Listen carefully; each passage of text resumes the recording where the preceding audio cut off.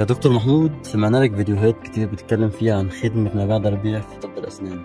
احكي لنا بقى ايه خدمة ما بعد الربيع في طب الأسنان؟ بص، على متعارف في مصر كلها سواء في طب الاسنان او بره طب الاسنان ان انت حضرتك بتروح لدكتور، الدكتور بيعمل لك الخدمه وخلاص، تتكل على الله، ما عندكش مشكله خالص، تاخد على رجلك وتروح. لكن احنا كعيادتنا لا، مختلفين كده. احنا بنتابع العيان، لازم نتاكد البيشنت بتاعنا الخدمه بتاعته وصلت على اعلى مستوى ولا في مشكله فيه.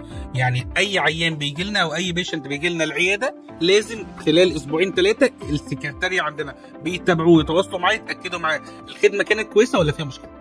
وبناء عليه الفيدباك نفسها اللي بتيجي من العيانين دول انا بتابعها بنفسي وببص عليها بنفسي عشان في الاخر اوصل هل في مشكله مع اي عيان. لو في اي حاجه احنا بنظبطها له باذن الله. دي رقم واحد. رقم اتنين، احنا عندنا في العياده حاطين كده صندوق زي صندوق الاستبيان كده او زي سيرفي كده صغير، العيان بيخش يقول رايه فيه.